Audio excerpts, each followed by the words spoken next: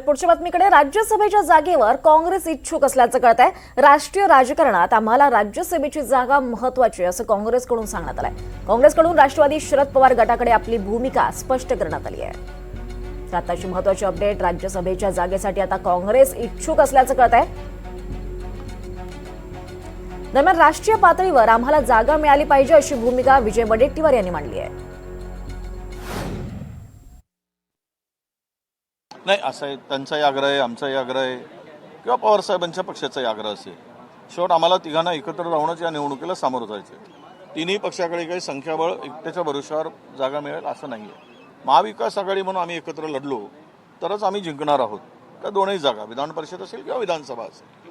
त्यामुळे ही चर्चेतून मार्ग काढणं त्यांचा आग्रह जरी असला तरी तो काही अंतिम नाही, किंवा आमचा आग्रह आहे तो काही अंतिम नाही। आपली शेवट चर्चेतून आमच्या सगळ्यांचा सूर पक्षाच्या बैठकीमध्ये आम्ही स्वतंत्र ज्यावेळेस नेते बसलो त्यावेळेस की राज्यसभा ही काँग्रेसकडे असली पाहिजे, कारण राष्ट्रीय पक्ष आहे आणि तिथल्या भूमिका त्या ठिकाणी आम्हाला राष्ट्रीय पक्ष म्हणून राज्यसभेमध्ये प्रतिनिधित्व अधिक हवं आहे अशी आमची भूमिका आहे।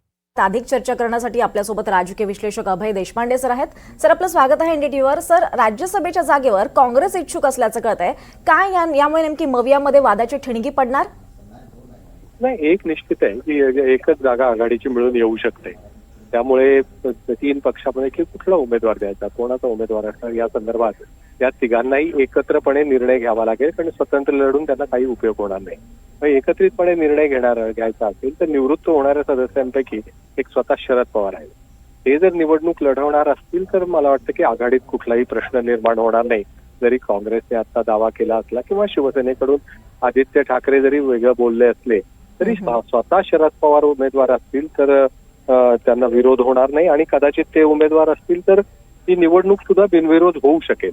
पण शरद पवार जर लढणार नसतील तर निश्चितपणे त्या जागेसाठी आघाडीतला सर्वाधिक आमदार असणारा पक्ष असतो आहे शिवसेना ठाकरे गट। त्याच्यानंतर काँग्रेसचा क्रमांक लागतो, त्यांचे 16 आमदार आहेत। मग या परिस्थितीमध्ये निश्चितपणे ठाकरे गटाकडून किंवा काँग्रेसकडून त्याच्यावर दावा सांगितला जाऊ शकतो। त्याच्याशिवाय मे मध्ये विधान परिषदेची निवडणूक होणार आहे आणि त्याच्यामध्ये उद्धव ठाकरे निवृत्त होणार आहेत। त्यांना जर विधान परिषदेवर जायचं असेल तर त्यांनाही अन्य पक्षाची मदत लागणार आहे। त्यामुळे विधान परिषदेसाठीची जागा आहे ती उद्धव ठाकरेंना द्यावी आणि राज्यसभेची जागा शरद पवार लढणार असतील तर ती आम्हाला मिळाली पाहिजे अशी काँग्रेसची स्पष्ट भूमिका दिसते।